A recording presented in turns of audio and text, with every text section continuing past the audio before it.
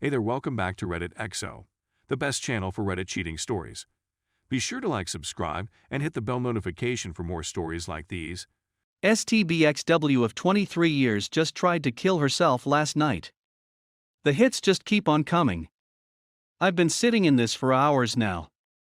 Didn't know where to post this, so this sub seemed appropriate. So, if you want a bit of backstory, check my post history for the details. I'm not keen on how linking to other subs here works, but my previous two entries are viewable in my profile. The quick version is this: I discovered my wife of 23 years, 45F, was having an affair with a 27 years old co-worker. We have two sons, 22 and 17. I concocted a plan to completely upend her life centered around fooling her into thinking I was having an affair myself. I kept the rows going for over 4.5 months while compiling evidence of her infidelity, as well as securing divorce papers and planning my exit strategy, slowly moving my personal belongings from our home to a new apartment, getting a new phone and number, separating my half of our shared income from our joint account, etc. On December 16, 2020, I gathered every bit of proof of her affair I'd compiled, printed it all out from start to that week, filed it all into 14 binders, packed 11 into gift-wrapped boxes, and mailed them all out to the most important people in her life, as well as her HR department with an ETA between 12/22 12/24/20. On Christmas Eve, while she slept, I took one of the remaining 3 binders, and did the same, only this one I taped the divorce notice to the inside cover, and left it on my side of the bed, which mind you she'd had her lover in a number of times, along with my old phone and my lawyer's business card, and shadow ghosted her. Over the next 4 days her life completely imploded. Her family pretty much excommunicated her. Her friends, the ones who didn't know of the affair, ostracized, and my own mother took her to task, calling her the most scathing and vile things you could possibly think of. Her and her lover were also placed on administrative leave and eventually fired. Last week we had our divorce hearing, and settled on a legal separation into uncontested divorce, with a few provisions in place for transitional income since she's now unemployed. I'm to pay out the price for the utilities, $653 a month, until either she finds gainful employment, or upwards to 1 year after the date of the divorce's finalization, which is expected to be 3 months from now. She keeps the house, her car, and her half of the shared assets. I keep my half of the assets, my vehicles, car, motorcycle and boat, and my vacation property, cabin in the Poconos. After the hearing, we had one final exchange where she tried to explain away her infidelity and begged me to give her a second chance after the divorce is finalized. I of course said no, gave her some choice words and walked away from her forever. This brings us to last night. As only my closest friends, 2 sons, older sister and mother have my new contact info, and I've completely blocked my STBXW on all social outlets. She has had no means of reaching me since I left her Christmas Eve, but some our mutual friends still do. Last night I'm hanging out in my apartment and I get a voice call notification on Messenger from one of said friends, one of the few who hadn't abandoned her following me outing her affair. She didn't waste any time when I answered, and said she had went to check on Sue, the STBXW, and found her passed out in the bedroom, foaming out of the found with 2 bottles of empty pills next to her. She's in the ICU in critical but stable condition. The doctor said that she will likely pull through, she's clearly not going to be well after. She begged and pleaded for me to come. Her parents and 2 of her sisters were also there at the hospital. My guess is they were notified after the hospital attempted to notify me, but Sue would still have my old hashtag as her emergency contact. I simply told her no. Sue's not my problem anymore, and she clearly decided she wanted to take the easy way out rather than deal with the shame and agony of the 23-year marriage she blew up. I then told her friend that if Sue's family were there, they can help her sort out the pieces, but as far as Sue and I are concerned, there is no Sue and I anymore. I then ended the call.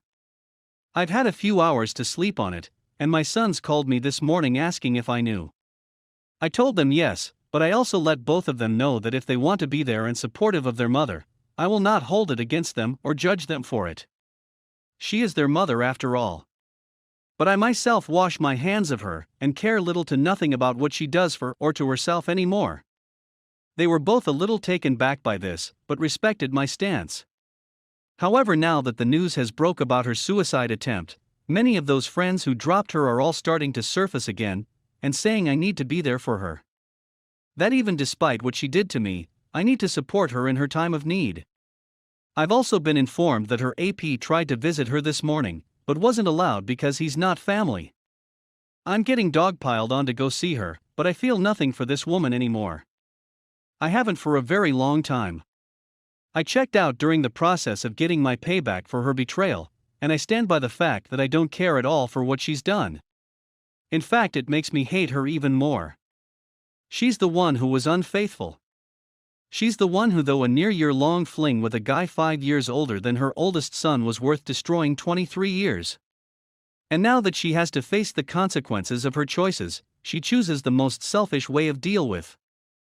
Even now, seeing as she's in all likelihood going to survive, she's cultivated immediate sympathy from everyone who took her to task, and I'm being made out to look like the jaded ex-husband unwilling to sympathize for her by most her family, not her dad. He's reached out to me over the last few hours and said he respects my decision to stay away. It's like I never even truly knew this woman. 23 years and it comes to this. Yes, I know the way I broke things off with her may have put her in a poor mental state.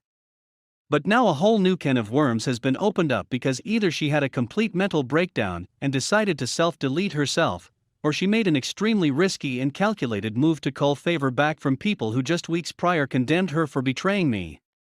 She cheated on me, and now she's the victim? Sorry if this comes off as rantish, but I'm here trying to wrap my brain around this.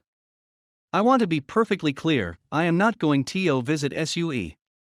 She waived her right to me caring about her well-being the day she let POS, my personal nickname for her lover, put his inside her.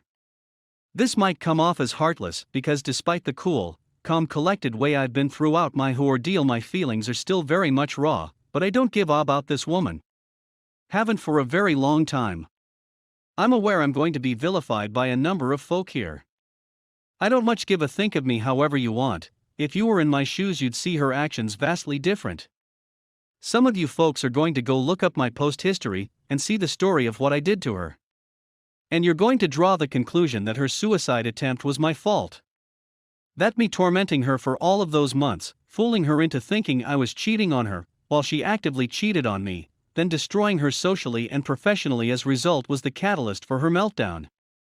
Maybe it was. Maybe I am heartless sociopath. But as Arthur Fleck so famously said, you get what you deserve.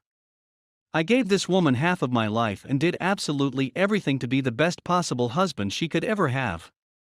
By her own admission, I had no bearing in her decision to step outside of our marriage. She did it for her. Her selfishness knows no bounds, and I am glad to be rid of her. If it makes me the bad guy because I will not go see her and never plan on interacting with her ever again, so be it. I hold true to my damn convictions. She made the choice to betray me. She made the choice to put her needs above the needs of our marriage. So now it's my turn to choose to me over everything else.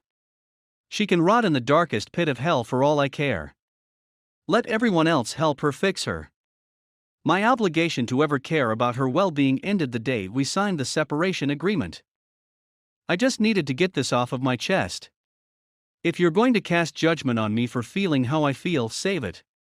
Like I said above, after 23 years and 2 children, I never really knew this woman after all.